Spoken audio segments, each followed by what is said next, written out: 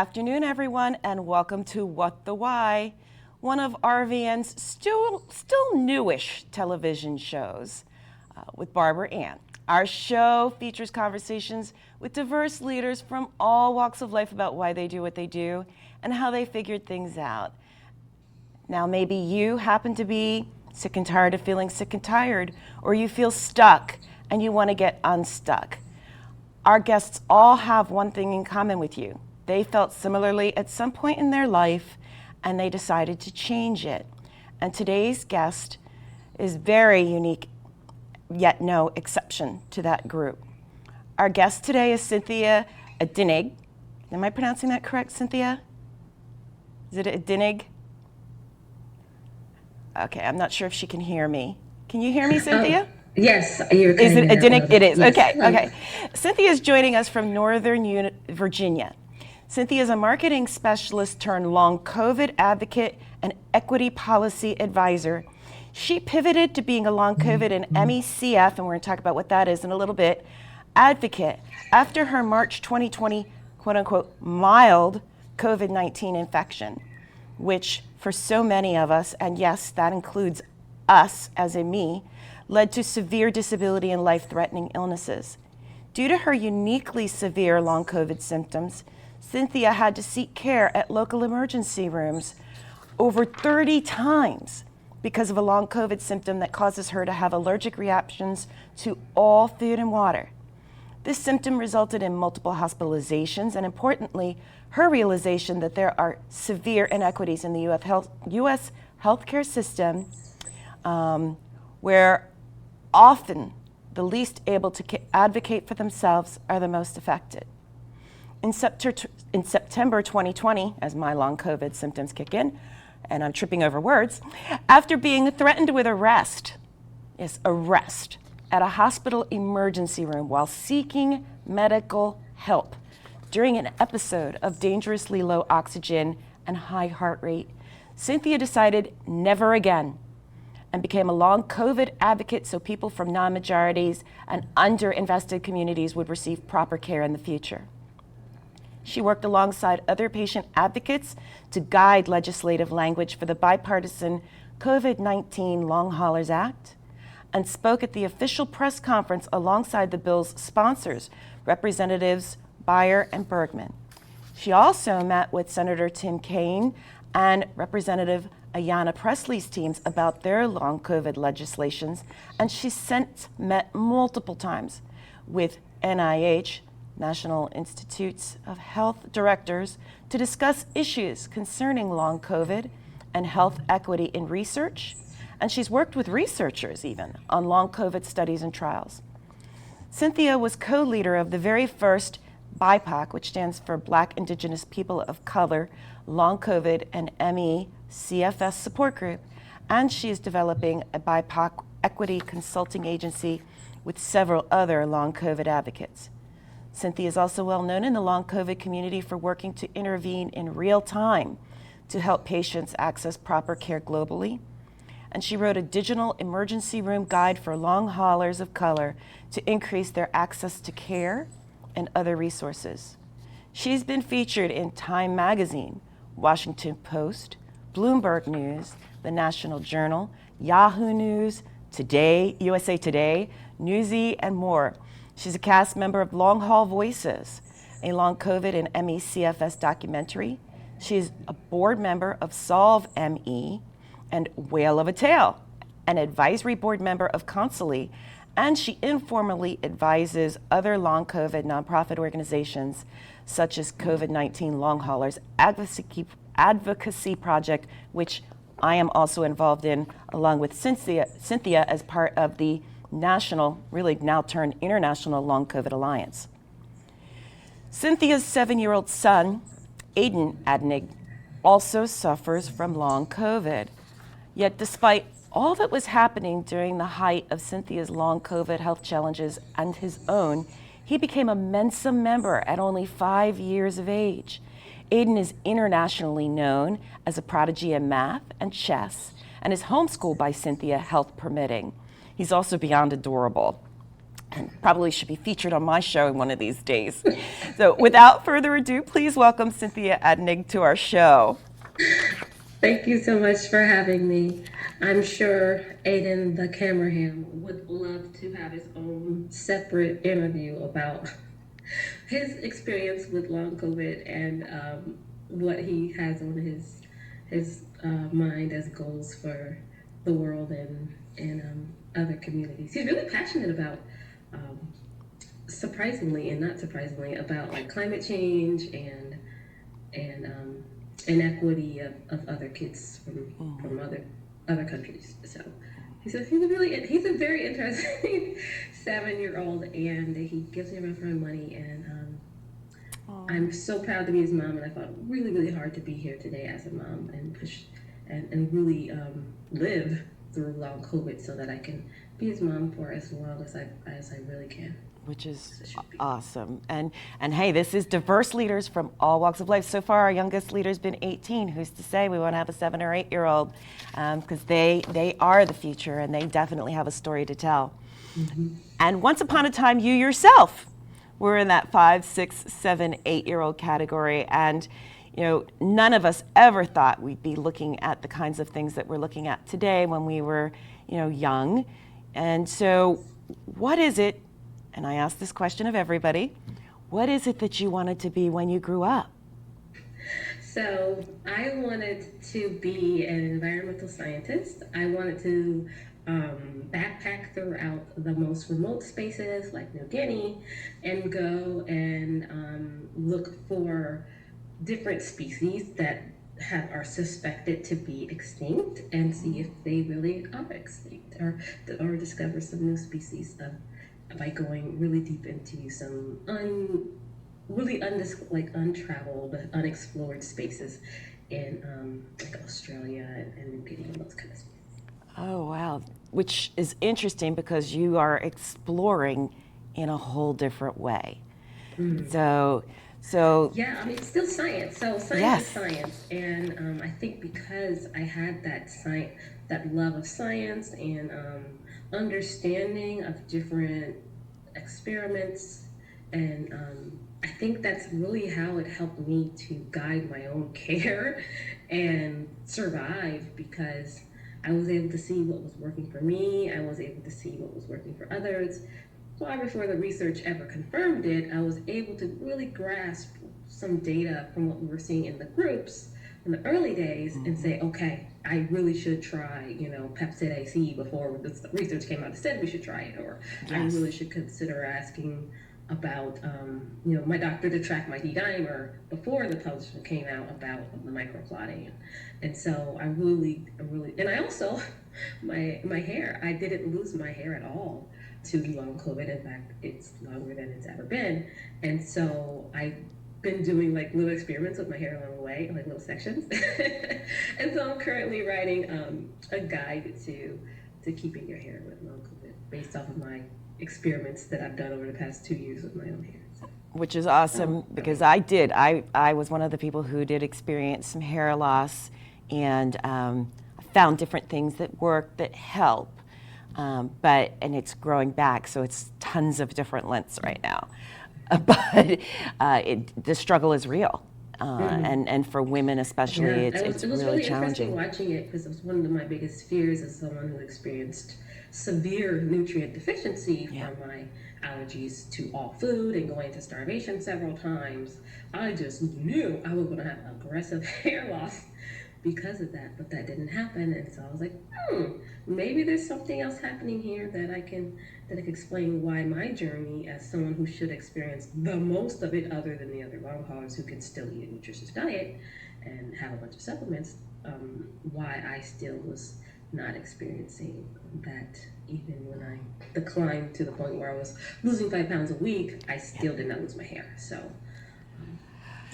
yes, so let's talk about this term. So we're both part of a support group which is run by the person who actually coined the term, long hauler, Amy Watson.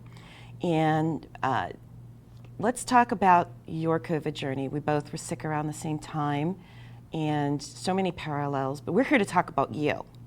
And so how did your journey in COVID and your why for being here today? I felt like I got it's like being hit by a car and never being out in the street. That's what long COVID felt like to me.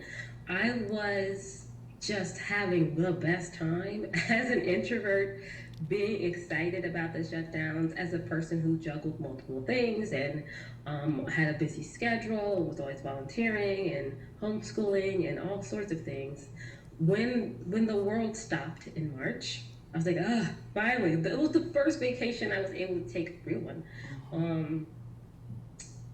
Probably 5 years, probably 5 years. And so I was like, yes, I finally get the video game and I get to read and I get to bake. I was so excited. And then I started feeling like weird, but like a light cold weird. And my son at the same time was like, I think he was vomiting and he was tired. And I was like, he never gets sick. And there's no way that he could have gotten sick and I got sick at the same time that there was a shutdown and a pandemic. So I knew it was COVID, even though I didn't have any cough, any shortness of breath, any classic COVID symptoms. No one, neither me nor my son had. And so I knew what I knew was COVID. They denied us testing, and I got over it quickly. He got over it quickly in a couple of days. I went on. I was like, okay, well, maybe I'm just one of those people who we get COVID, I'm fine. And then fast forward 2 months in there on Mother's Day, when I went to have my son, I really love, I'm a foodie.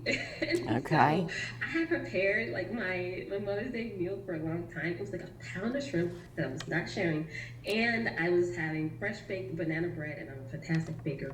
Fresh out of the oven, perfect crisp, moist on the inside. My son had just went to sleep. I was going to watch Frozen 2 because he's a nerd and doesn't like Disney Pixar stuff like I'm a kid, so I have to watch it alone. And I was about to settle in for the night, and then suddenly, like a ton of bricks, heart racing, throats tied. I couldn't even swallow food that was in my mouth. I was dizzy. I could just hear my heart pounding in my ears. It was so scary. I honestly thought I was having a heart attack. I thought maybe I was having an allergic reaction. But I was like, an allergic reaction doesn't make my heart feel crazy. Right. It make me want to pass out. It was just the most conflicting experience I have ever had of any sort of reaction to anything. And I went to the ER. They were like, oh, it's probably an allergy. I'm like, I literally just ate a copious amount of Olive Garden shrimp a week ago because it's my favorite food. And you were fine then. I could have developed an allergy that severe with the amount of shrimp that I eat regularly, and just overnight. It just wasn't possible. And so they also were saying, well, maybe it's anxiety. And so that happened a few times over the weeks, and they kept saying it was a different food, and each time they're like, oh, we think it's an allergy and anxiety. And I'm like, I'm not allergic to multiple foods in a severe way over the span of 1 month. That's crazy.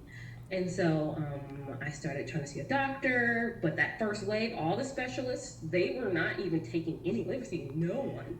And so the only thing I could do was get virtual visits, and that's not helpful. No. Have an invisible illness. So we're going to hold that thought right there, because we're going to come back and talk about the road that you are now on. We're going to take a brief commercial break. And more with Cynthia and what is about to happen as her long COVID continues to worsen.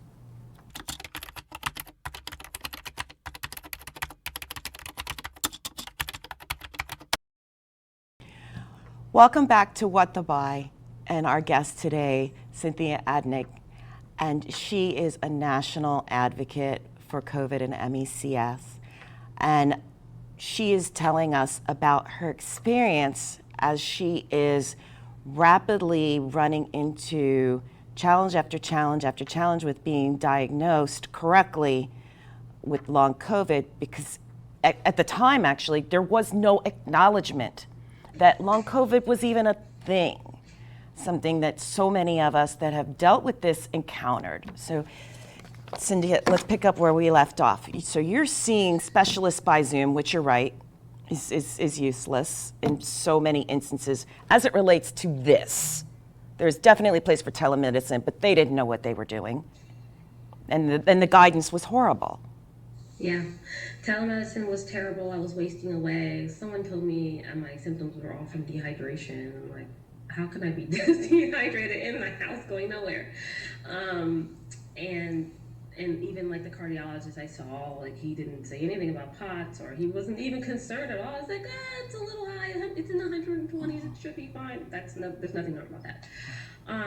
So not being able to see someone in person, them see me declining and seeing those moments of the brain fog and the confusion and the weakness where I'm too weak to pick up a bottle of water, or to walk. I got to the point where I ended up in a wheelchair because I was so weak. My muscles atrophied. I think I went 6 weeks without a full meal. And so I developed life-threatening illnesses, complications because of the starvation and dehydration from after I got to the point of reacting to water, which is a few months into it, is when I started getting dehydrated and being in the ER like every 3 days. And they treated me as if I had anorexia sometimes. They treated me as if it was, I had bipolar. They told me, of course, it was anxiety, panic attacks. I was telling them there's zero chance. I'm a foodie. There's no chance that happen. And so I was in the hospital and alone in that first wave, and I was dying. I knew I was dying. I couldn't recognize my own face, and there was no visitors in the first wave, so I'm alone, hooked up to machines, heart monitor, and IVs in both arms, and my sister, who had passed from chronic illness years ago, came to me in a dream. And I just felt so comforted there. It was the day for my upper endoscopy, and I was really scared. And I told myself, I'm never going to let this happen to anyone else. It was so isolating and terrifying to not know why you're dying and not know any potential solution into how to live. And I really was making my own funeral arrangements. I was like, I was giving people my passwords, my sister my passwords. I was really, setting up my son for his IQ test while in the hospital, because I just knew the writing was on the wall, the amount of weight I was losing, and the lack of care that I was getting, that I was clearly going to die. And I said, if I have a chance, just a tiny chance of living, I'm going to make sure no one ever experiences this again, especially women of color, because I know there's some who slipped through the cracks and we don't know their names, and they died unnecessarily in that first wave especially. And I've been working ever since to make sure we start solutions. So as soon as I got cognitive abilities back, I started writing policy.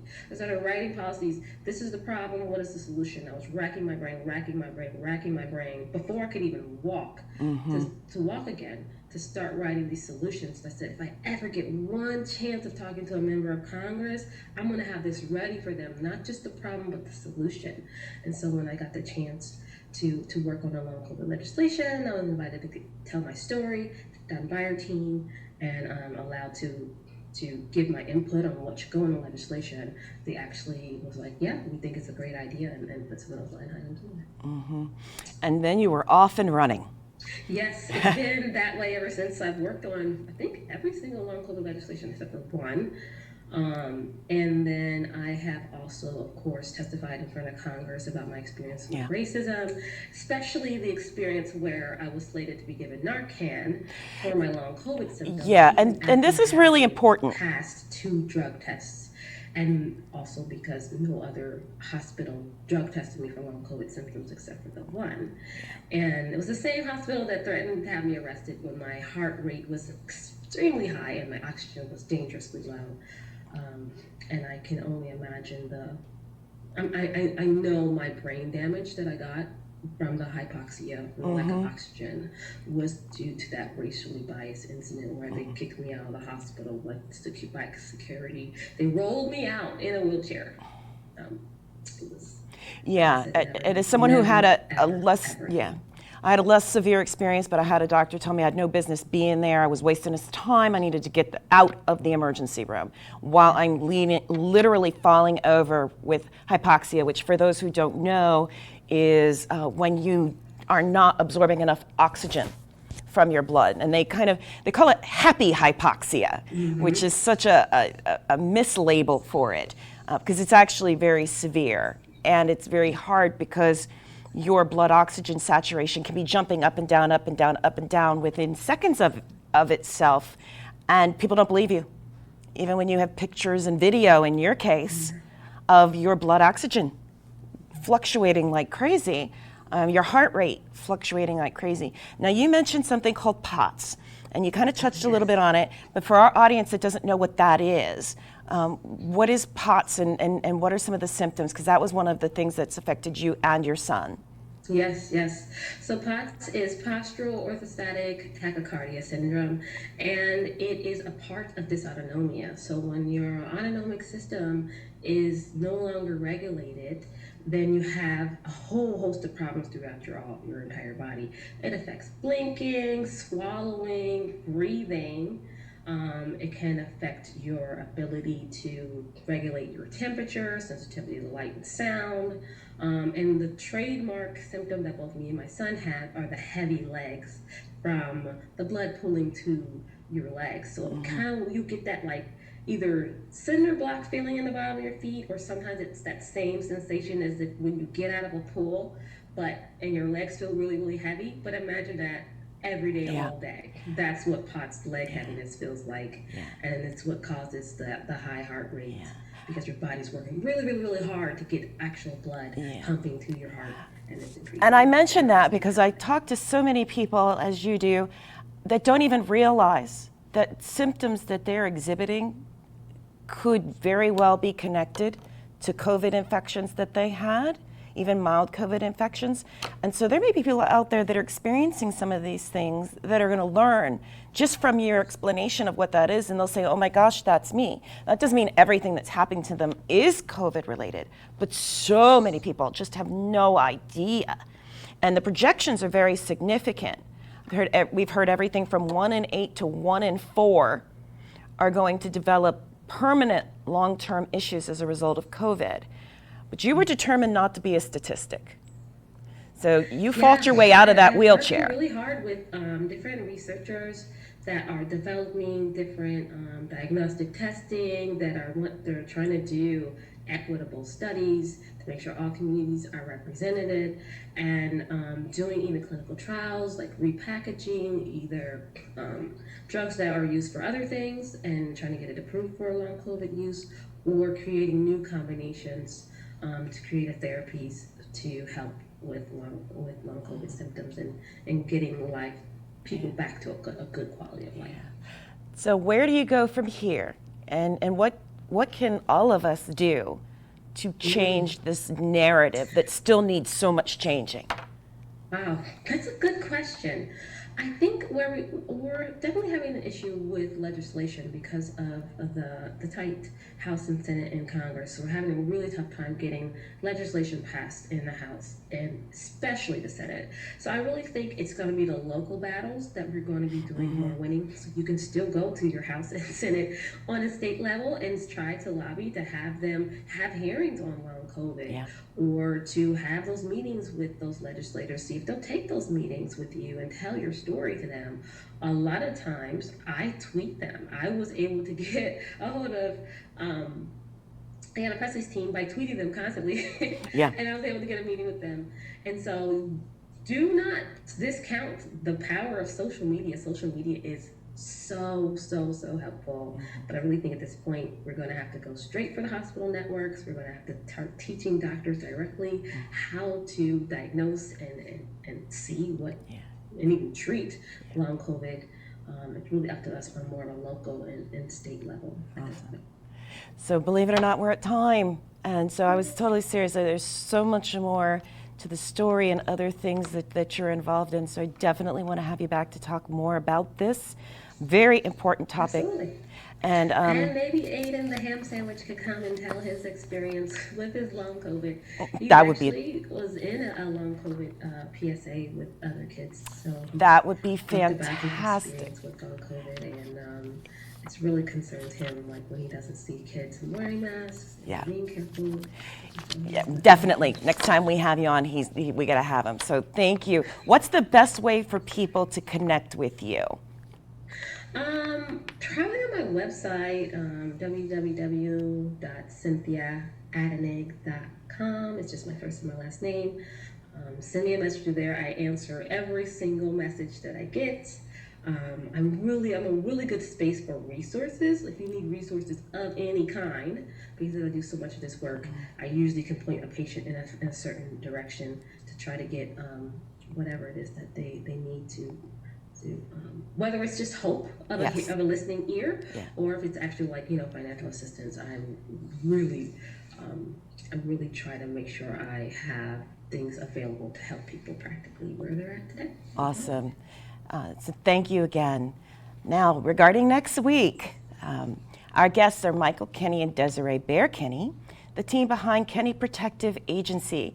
They'll be talking about their firm's work as self-protection specialists in personal safety, self-defense for children, teens, adults, seniors, real estate agents, and security training for business owners. Suffice to say, you really do not want to miss what they or any of our upcoming guests will be sharing about how they, like Cynthia, figured out their individual whys.